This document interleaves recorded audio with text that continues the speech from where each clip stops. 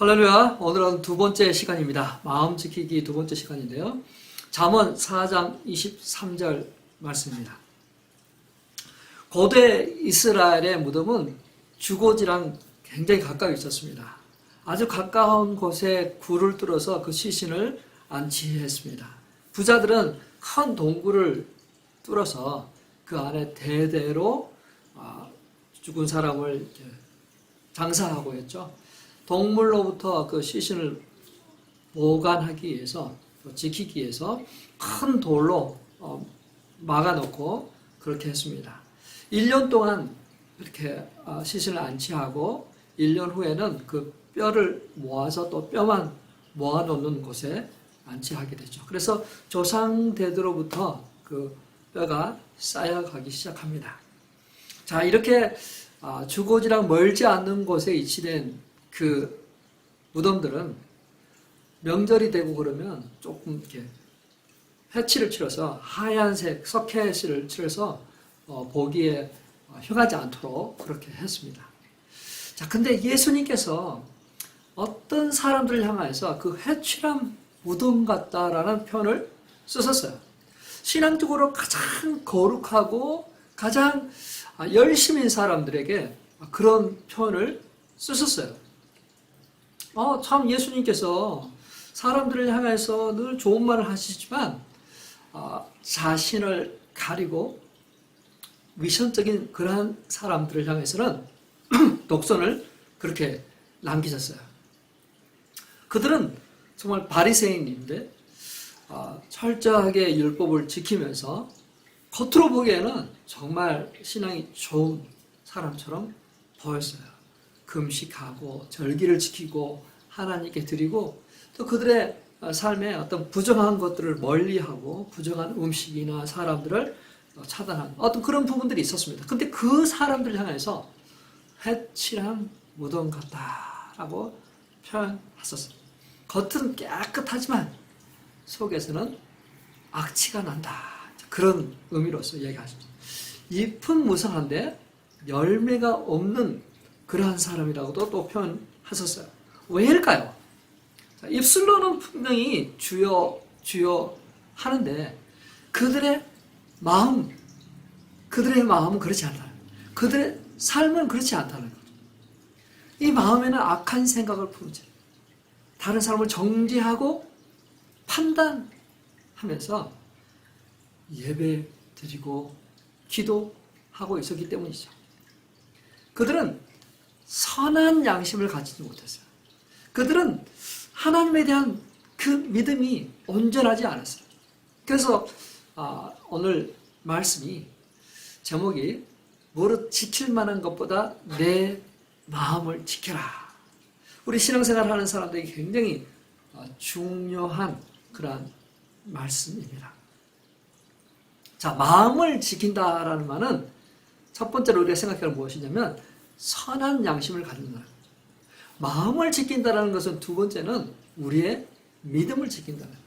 그래서 우리의 믿음을 지키기 위해서 우리 자신을 살펴봐야 합니다. 첫 번째, 마음을 지킨다는 말은 선한 양심을 갖는 것이다. 이 양심이란 우리 함께 다 아는 것이죠. 외적으로나 객관적으로나 내적으로 상식적으로 체험적으로 아는 거예요. 옳은 거. 다 아는 거예요. 혼자만 아는 것이 아니라 어느 부분만 아는 것이 아니라 모두가 다 아는 공동의 지식, 또 경험, 국가나 사회나 어떤 집단도 다 아는 그러한 것을 지키는 것이죠. 그게 양심인데 성인이고 알만한 사람이 지키지 않을 때 우리가 이야기하잖아요. 양심이 없다 그런 말을 하잖아요. 근데 아직 어린 아이나 또 지적으로 문제가 있는 사람을 향해서는 그런 표현을 쓰지 않습니다. 양심이 없다 그런 말 안 하죠. 근데 이미 성인이고 알만한 사람에도 불구하고 다르게 행동할 때 양심이 없다라고 표현합니다. 자, 근데 재밌는 것은요.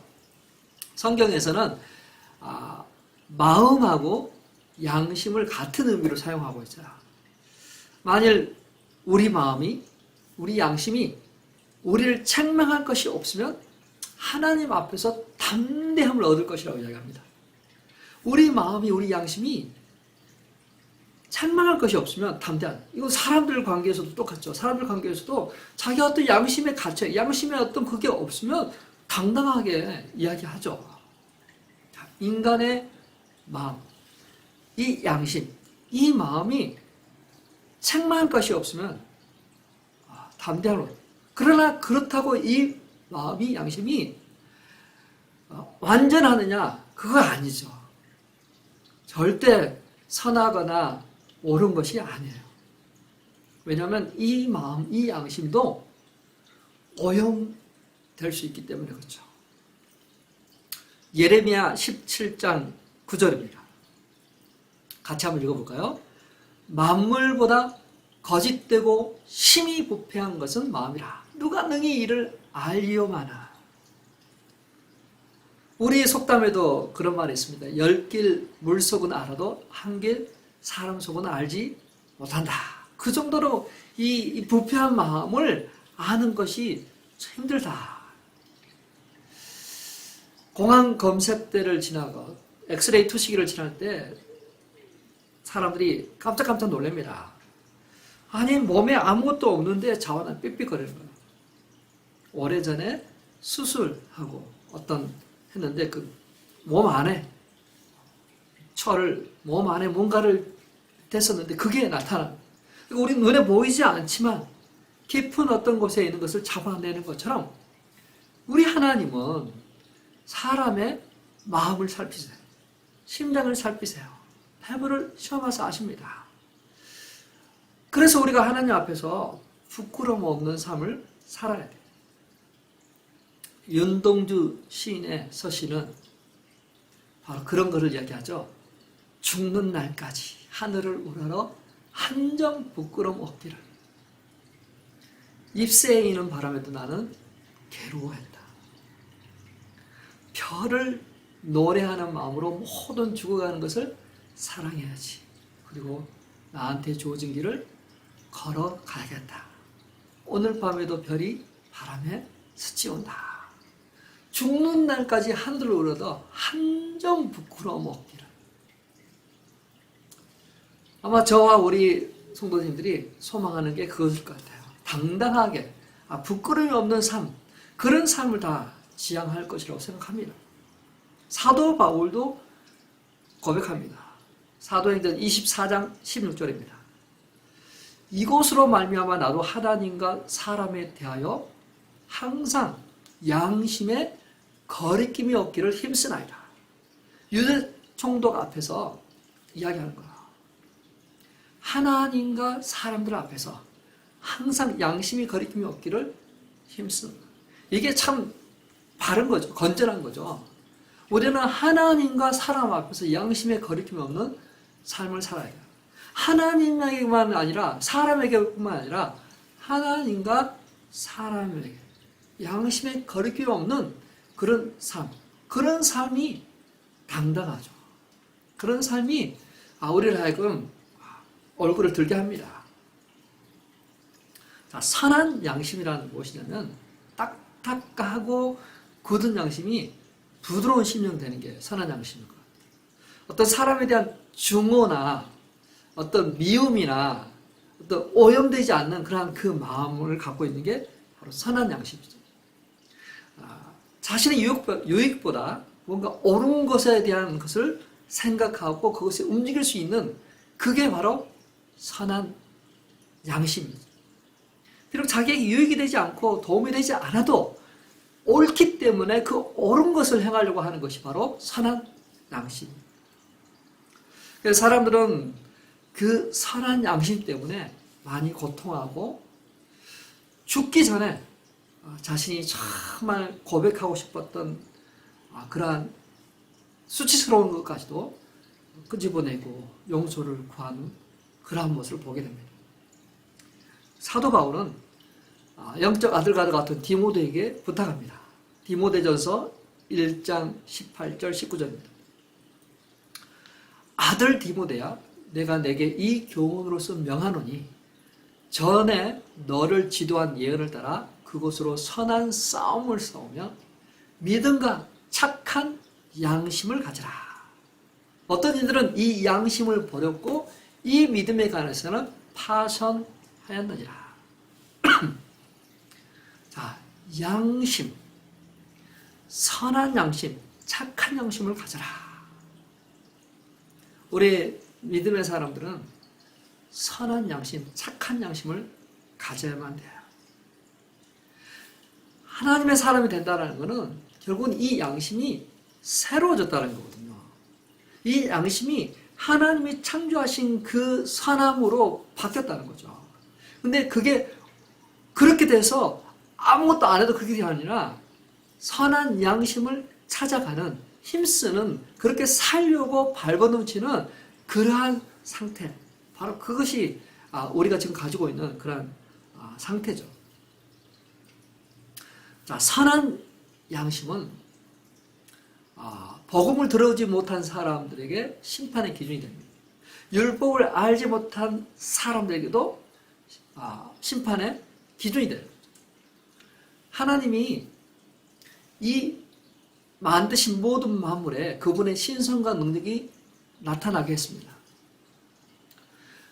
그들에게 어떤 기록된 그러한 율법이나 복음이 또 사람이 그들에게 말해주지 않았지만 이 자연을 통해서 이런 사람의 어떤 그런 이치를 통해서 신이 존재하다. 그 신에 대한 어떤 그런 경외감과 또 사람과 사람과 사이에서 어떤 해야 될 어떤 그런 것들을 우리 양심에 새겨주셨다는 거죠.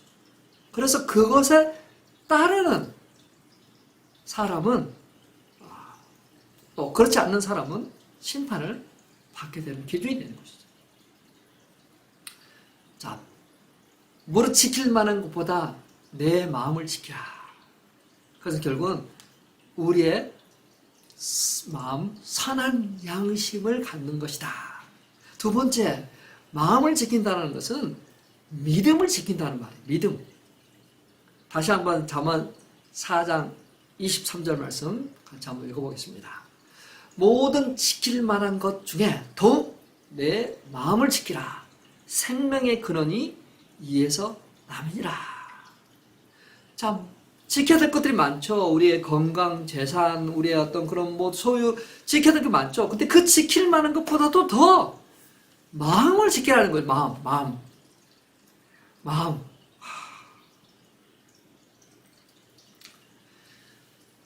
자, 그 마음을 지키고 그 마음을 지킨다는 건 결국은 믿음을 지킨다. 주님을 믿고 같이 살아가는 거. 지금 내 앞에 하나님을 모시고 살아가는 거. 언제 어디서든지 주님과 함께 주님을 높이고 주님을 경외하고 주님을 예배하며 주님 안에서 살아가는 그런 믿음을 지킨다. 라고 이야기할 수 있는 거죠. 자, 어떤 사람은 하나님께 최선을 다하지만 사람들한테는 그러지 않죠. 근데 마음을 지킨다는 건 결국은 하나님께 또 사람들에게 두 가지 선한 양심을 가지고 또 하나님을 향한 믿음을 가지고 그 믿음을 지키는, 마음을 지켜는, 자루나 우루나 치우치지 않는 그러한 마음을 유지해라. 자, 믿음은 종교적 행위가 아닙니다. 믿음은 마음과 마음이 연결된 인격적 관계에서 나온 사랑이고 경배이고 헌신이고 하나됨. 그래서 다윗도 하나님을 경외하고 경배했지만 때론 마음이 좀 멀어지고 마음이 좀 허할 때 그는 그 스스로에게 선언합니다. 내 영혼아 여호와께 송축하라. 내 속에 있는 것들아 그 이름을 송축할지어다. 다윗은 자신의 속 사람이 하나님 앞에서 잠들어 있기를 원치 않았어요. 하나님 앞에서 깨어서 찬양하기를 원했습니다. 깨어있는 정말 감정이 움직이는 그러한 상태를 가지고 있기를 원했어요. 그래서 다윗은 이 마음 다스리는 것을 참 잘했던 인물인 것 같아요. 하나님 앞에서 우리의 마음이 나태해지지 않도록, 공허해지지 않도록, 무감각해지지 않도록 그렇게 우리 자신들을 이렇게 지켜나가야 해요.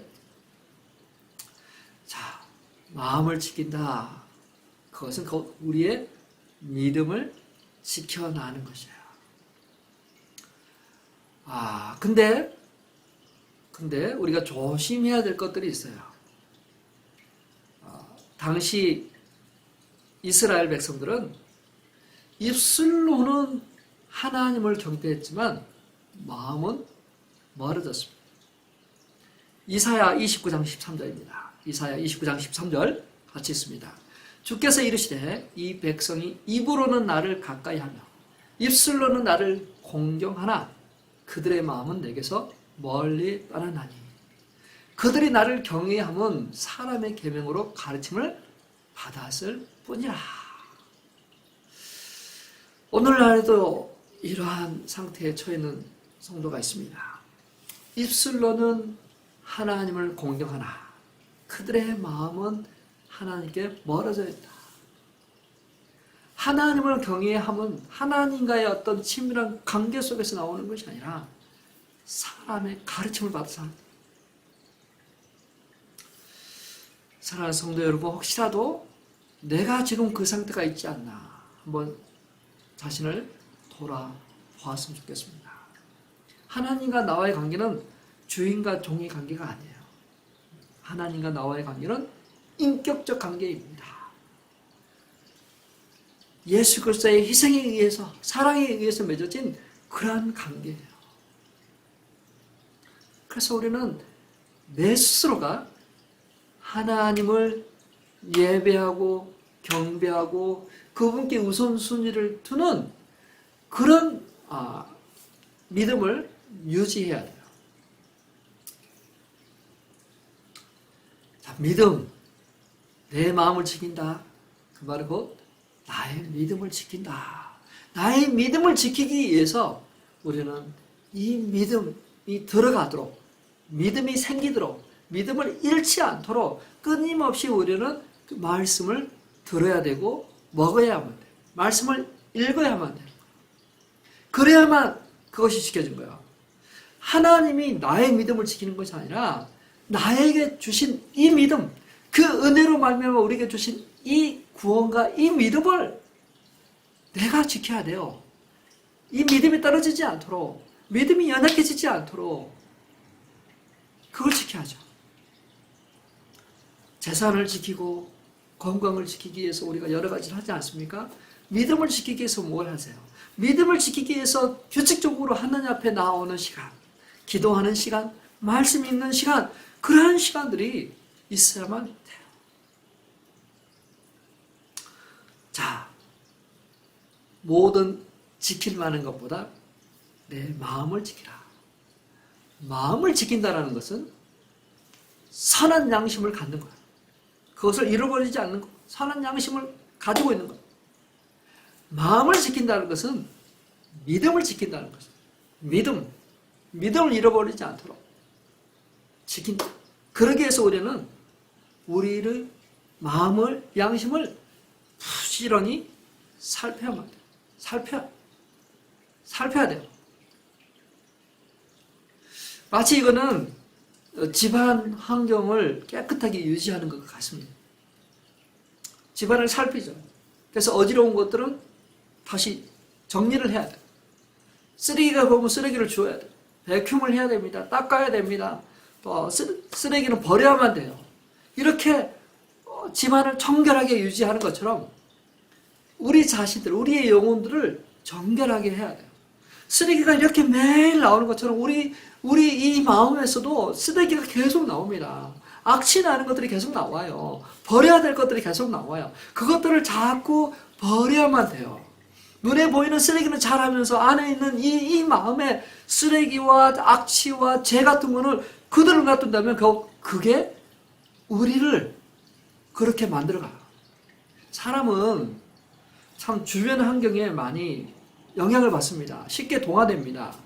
이렇게 참 집안이 잘 정리되고 깨끗하면 그런 대로 살아가지만 좀 소홀히 하면 어느새 지저분해져요. 막 책이 막 함부로 있고 막 장난감이 있고 막 옷은 개지지 않고 막 그러면 어떻게 돼요?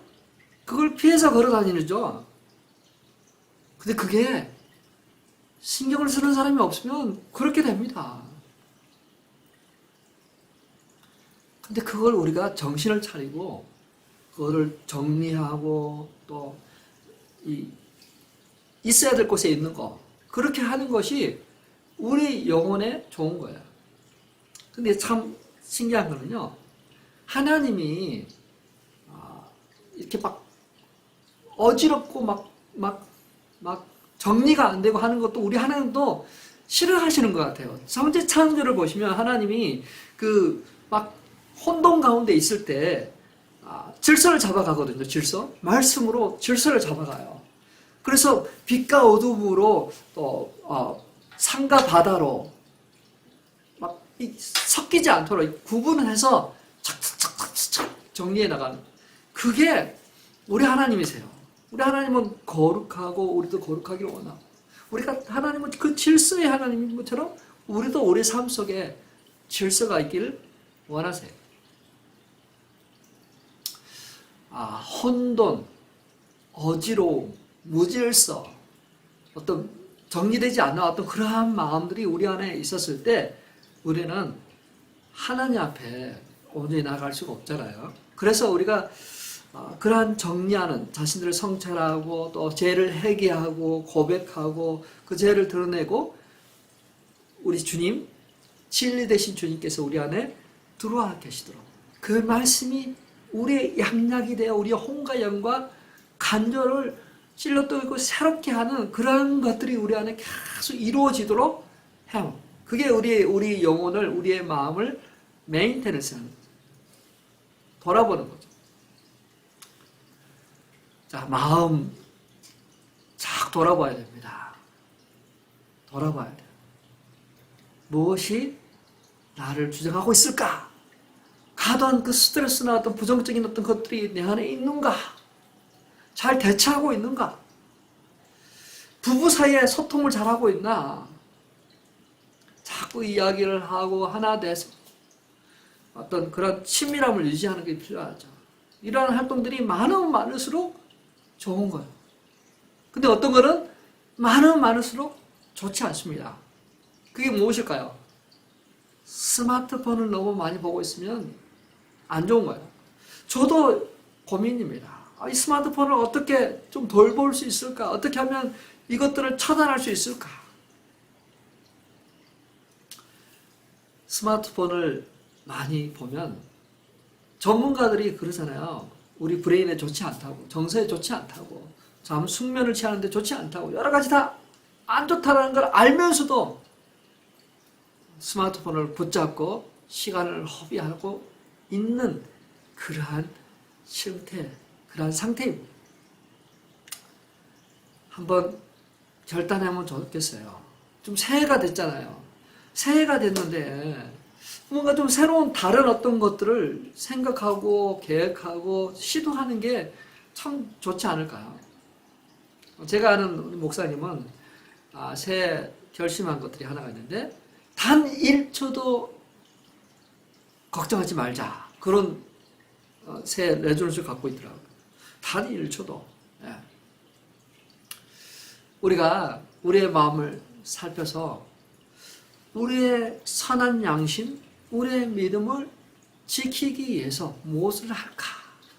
무엇을 할까?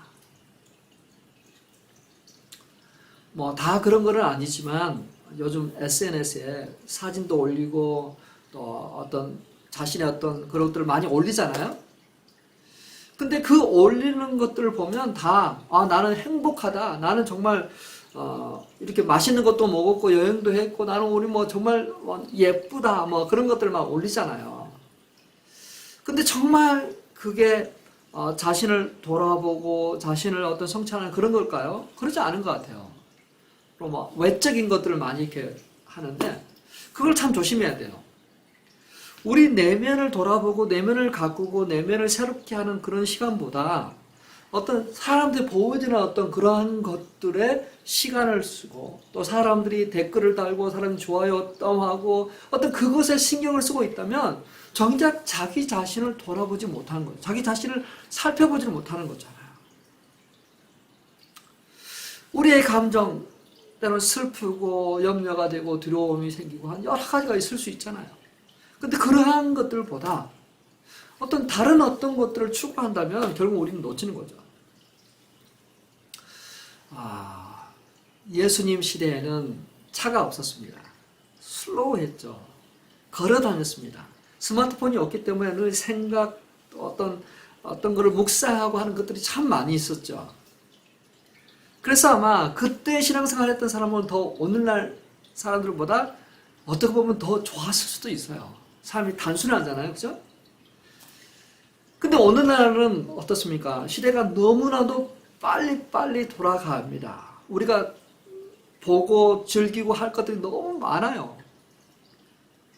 근데 그러한 이 시대에 우리가 살아가면서 어떻게 하면 믿음을 잃지 않고 마음을 지킬 수 있을까? 고민해야 될 것 같아요. 그죠? 자, 우리 마음을 지켜야 돼요.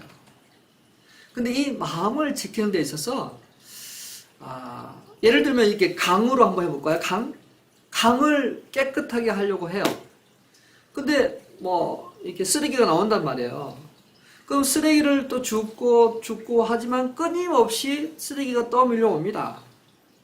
또 그 물 상태를 깨끗하게 하려고 하지만 끊임없이 그 물이 더러워요. 올라가고 하지만 계속해서 내려옵니다. 그럴 때 그 물 근원, 그 물에서 나오는 그 물 근원에 가서 거기를 청소하고 거기에 있는 쓰레기들을 다 제거하는 것이 중요하겠죠. 우리의 마음도 그런 것 같아요.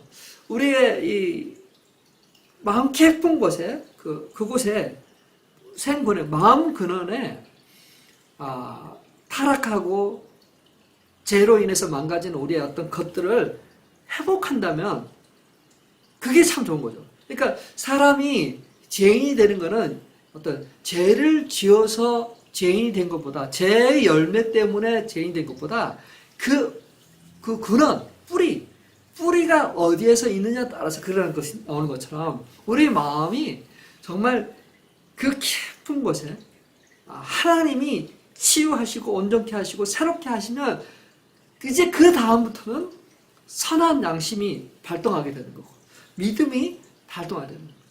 그래서 제가 꼭 이야기합니다. 예수를 믿고 새로워지길 바랍니다. 예수를 믿고 선한 양심을 다시 갖길 바랍니다. 예수를 믿음으로 말미암아 그 모든 죄는 사해지고 예수 안에서 하나님이 창조하신 그 선함을 다시 가지시길 바랍니다. 선한 양심을 갖게 됩니다. 바랍니다. 또 우리가 선한 양심을 가졌지만 신앙생활을 하면서 더러워지고 오염되고 변질된 이것을 다시 한번 회개함으로 주님 앞에 나가서 깨끗함을 받고 그래서 정직한 그런 마음들이 회복됐으면 좋겠습니다. 아주 먼 옛날 알프스에 깊은 산속에 조그마한 마을이 있는데 아름다운 강이 있습니다. 물은 너무나도 맑고 백조와 거위가 헤엄치는 그래서 아이들도 그곳에서 노는 걸 너무 좋아했어요. 그 강을 관리하는 노인이 있는데 그 노인은 눈에 띄지는 않지만 산속의 샘물을 찾아다니면서 더러운 나뭇가지, 낙엽, 쓰레기를 치웁니다. 근데 이제 문화가 발달하면서 그 마을에 제적회의를 열면서 우리 도로를 좀 보수하고 이 복지 혜택을 좀 더 해야 되는데 그러려면 이 예산은 좀 한정돼 있고 그 강을 관리하시는 분을 더 이상 킵하기 어렵겠다. 그래서 그분은 이제 레이오프 당하게 되죠. 근데 조금 시간이 지나면서 점점 뭐가 변화가 있는 거예요. 아니, 뭔가 도로는 더 좋아졌는데 복지 혜택은 있는 것 같은데 그 호수에 새들이 없어지고 아이들도 그곳에 더 이상 놀지 않는 거죠. 샘들이 호수가 관리되지 않고 방치돼요. 나뭇가지 유해물질들이 강으로 들어오면서 점점점 더러워지고 그래서 백조들은 다 날아가 버리고 냄새도 좋지 않게 돼요. 그때서야 마을 사람들이 깨닫게 됩니다. 아름다운 강, 깨끗한 그러한 호수를 유지했다면은 누군가가 관리를 했기 때문에, 그 관리자가 있었기 때문에, 그 노인이 수고했기 때문에 그렇게 됐다는 것을 알게 되고, 그들은 다시 그 관리자를 다시 일하게 합니다. 자, 사랑하는 성도 여러분, 우리 마음을 누가 관리합니까? 우리 마음을 누가 관리해요? 내가 해야 돼요. 다시 내가 내 마음을 관리하는 그 자리, 그러한 시간들을 가져야만 돼요. 돈 버는 거 좋죠. 우리의 건강을, 또 우리의 어떤 복지, 우리의 가족 여행, 어떤 그것들을 가지는 거 좋습니다. 그러나 동시에 내 영혼, 내 마음을, 내 양심을 관리하는 그러한 액티비티도 있어야만 돼요. 그래야만 우리가 견고해지는 거예요. 그래야만 우리가 당당해지는 거예요. 하나님과 사람 앞에서 담대할 수 있는 거예요. 그러지 않아요? 세상적으로는 잘 나가지만 하나님 앞에 나가지 않는다면 마음은 하나님 앞에서 늘 죄송스럽고 담대하지 못합니다. 근데 하나님과 사람들에게 당당함을 유지하고 선한 양심을 가지는 것, 믿음을 가지는 것, 주 예수 그리스도를 믿는 그 믿음이 우리를 하여금 당당함을 유지하도록 하죠. 마음을 지킨다. 마음을 지키십시오. 마음을 지키는 것은 선한 양심을 가지는 것입니다. 믿음을 잃지 않는 것입니다. 이 두 가지를 유지하기 위해서 우리의 삶을 돌아보고 우리의 라이프를 점검해 보아야 될 때인 것입니다.